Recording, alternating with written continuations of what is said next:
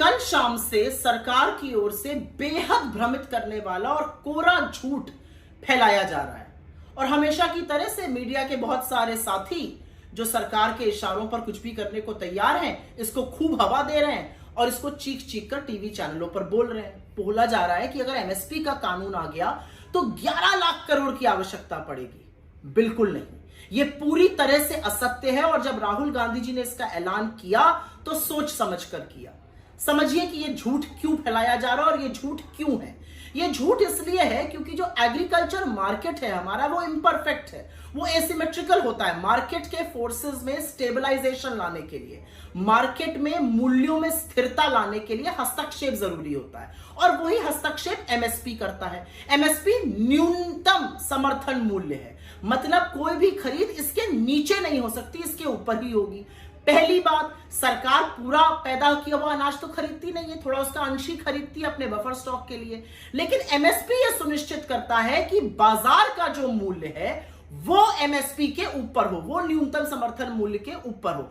इससे किसान की सुरक्षा होती है। अगर बहुत ज्यादा उपज हो गई और एकदम से दाम गिर गया तो एमएसपी यह सुरक्षित करता है कि बाजार के फोर्सेस उसको कम दाम पे खरीद कर स्टॉक ना कर ले और फिर बाजार में बेचकर बड़ा मुनाफा ना कमाए। सुनिश्चित करता है कि एमएसपी के चलते किसानों की सुरक्षा होती रहे। तो एमएसपी एक फ्लोर प्राइस सुनिश्चित करता है। इसका एक छोटा सा उदाहरण यह है कि 2005 से 2011 के बीच में मनरेगा में जो राशि यूज होती थी, इस्तेमाल होती थी, उसमें भारी गिरावट आई।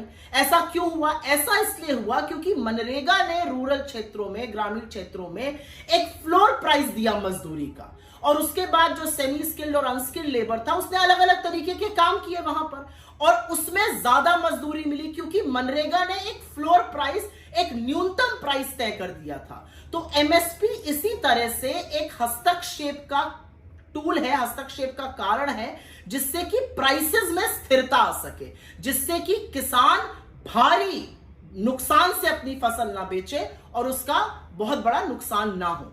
तो असलियत यह है कि सरकार के इशारों पर व्हाट्सएप से पढ़ देना एक बात है, थोड़ी तो अपनी अकल भी लगाइए। सरकार तो एक अंशी खरीदती है, कहां से 11 लाख करोड़ हो गया। और एक बात और है, जब 14.5 लाख करोड़ की ऋण माफी हो रही थी सूट बूट वालों की, तब चिंता नहीं जताई।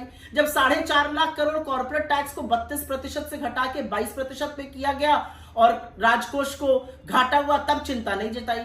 किसानों की बात पर सरकार के भ्रम और झूठ को फैलाने के बजाय थोड़ी सी विवेक और थोड़ी सी बुद्धि का खुद भी इस्तेमाल कीजिए। कल शाम से सरकार की ओर से बेहद भ्रमित करने वाला और कोरा झूठ फैलाया जा रहा है और हमेशा की तरह से मीडिया के बहुत सारे साथी जो सरकार के इशारों पर कुछ भी करने को तैयार हैं, इसको खूब हवा दे रहे हैं और इसको चीख चीख कर टीवी चैनलों पर बोल रहे हैं। बोला जा रहा है कि अगर एमएसपी का कानून आ गया तो 11 लाख करोड़ की आवश्यकता पड़ेगी। बिल्कुल नहीं, ये पूरी तरह से असत्य है और जब राहुल गांधी जी ने इसका ऐलान किया तो सोच समझ कर किया। समझिए कि ये झूठ क्यों फैलाया जा रहा है और ये झूठ क्यों है। ये झूठ इसलिए है क्योंकि जो एग्रीकल्चर मार्केट है हमारा वो इम्परफेक्ट है, वो एसिमेट्रिकल होता है। मार्केट के फोर्सेस में स्टेबलाइजेशन लाने के लिए, मार्केट में मूल्यों में स्थिरता लाने के लिए हस्तक्षेप जरूरी होता है और वही हस्तक्षेप एमएसपी करता है। एमएसपी न्यूनतम समर्थन मूल्य है, मतलब कोई भी खरीद इसके नीचे नहीं हो सकती, इसके ऊपर ही होगी। पहली बात, सरकार पूरा पैदा किया हुआ अनाज तो खरीदती नहीं है, थोड़ा उसका अंश ही खरीदती है अपने बफर स्टॉक के लिए। लेकिन एमएसपी यह सुनिश्चित करता है कि बाजार का जो मूल्य है वो एमएसपी के ऊपर हो, वो न्यूनतम समर्थन मूल्य के ऊपर हो। इससे किसान की सुरक्षा होती है। अगर बहुत ज्यादा उपज हो गई और एकदम से दाम गिर गया तो एमएसपी यह सुरक्षित करता है कि बाजार के फोर्सेस उसको कम दाम पे खरीद कर स्टॉक ना कर ले और फिर बाजार में बेचकर बड़ा मुनाफा ना कमाए। सुनिश्चित करता है कि एमएसपी के चलते किसानों की सुरक्षा होती रहे। तो एमएसपी एक फ्लोर प्राइस सुनिश्चित करता है। इसका एक छोटा सा उदाहरण यह है कि 2005 से 2011 के बीच में मनरेगा में जो राशि यूज होती थी, इस्तेमाल होती थी, उसमें भारी गिरावट आई। ऐसा क्यों हुआ? ऐसा इसलिए हुआ क्योंकि मनरेगा ने रूरल क्षेत्रों में, ग्रामीण क्षेत्रों में एक फ्लोर प्राइस दिया मजदूरी का और उसके बाद जो सेमी स्किल्ड और अनस्किल्ड लेबर था उसने अलग अलग तरीके के काम किए वहां पर और उसमें ज्यादा मजदूरी मिली क्योंकि मनरेगा ने एक फ्लोर प्राइस, एक न्यूनतम प्राइस तय कर दिया था। तो एमएसपी इसी तरह से एक हस्तक्षेप का टूल है, हस्तक्षेप का कारण है, जिससे कि प्राइसेस में स्थिरता आ सके, जिससे कि किसान भारी नुकसान से अपनी फसल ना बेचे और उसका बहुत बड़ा नुकसान ना हो।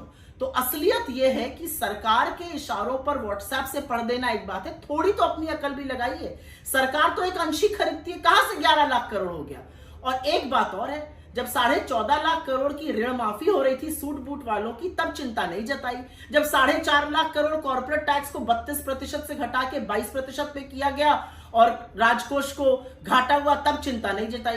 किसानों की बात पर सरकार के भ्रम और झूठ को फैलाने के बजाय थोड़ी सी विवेक और थोड़ी सी बुद्धि का खुद भी इस्तेमाल कीजिए।